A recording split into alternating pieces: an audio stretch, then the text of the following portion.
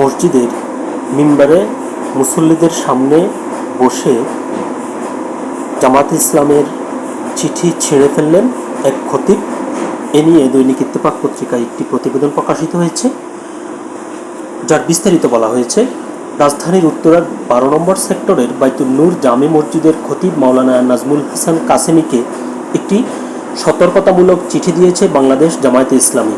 জুমার খুতবায় জামায়াত বিরোধী বক্তব্য দেওয়ার অভিযোগ আনা হয় ওই চিঠিতে। তবে শুক্রবার জুমার নামাজের আগে মিম্বারে বসে সেই চিঠি প্রকাশ্যে প্রত্যাখ্যান করে নিজ হাতে ছিঁড়ে ফেলেছেন খতিব। গত 16 অক্টোবর উত্তরা পশ্চিম থানা জামায়াতে ইসলামের দপ্তর সম্পাদক জিএম আসলামের স্বাক্ষরিত চিঠিটি শুক্রবার সকালে সামাজিক যোগাযোগ মাধ্যমে ছড়িয়ে পড়লে পক্ষে বিপক্ষে তীব্র প্রতিক্রিয়া দেখা দেয়। এ নিয়ে শুরু হয় ব্যাপক আলোচনা ও সমালোচনা।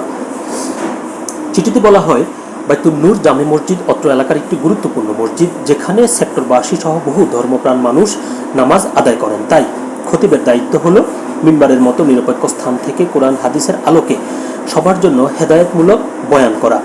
কিন্তু গত 10 অক্টোবরের জুমার খুতবায় তিনি বাংলাদেশ জামায়াত ইসলামী সম্পর্কে বিভ্রান্তিমূলক ও উদ্দেশ্য প্রণোদিত বক্তব্য দিয়েছেন বলে অভিযোগ আনা হয়।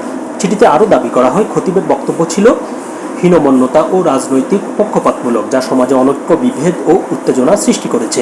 এতে বলা হয়, অনতি বিলম্বে ওই বক্তব্য প্রত্যাহার এবং ভবিষ্যতে এমন বক্তব্য থেকে বিরত থাকার আহ্বান জানানো হচ্ছে। অন্যথায় উদ্ভূত যে কোনো পরিস্থিতির দায়ভার খতিব ও মসজিদ কমিটিকে নিতে হবে বলেও সতর্ক করা হয়। তবে শুক্রবার জুমার আগে মাওলানা নাজমুল হাসান কাসেমী মিম্বারে বসে খোলাখুলিভাবে চিঠিটি প্রত্যাখ্যান করেন। প্রত্যক্ষদর্শীরা জানান, খুতবায় তিনি বলেন, রোজা আর পূজা এক নয়। গত শুক্রবারেও বলেছি, আজ আবারও বলছি, আপনারা সংযত ও সংশোধন হন, তওবা পড়ুন। এরপর তিনি মুসল্লিদের সামনে জামায়াতের পাঠানো চিঠিটি উপস্থাপন করে বলেন, এরপর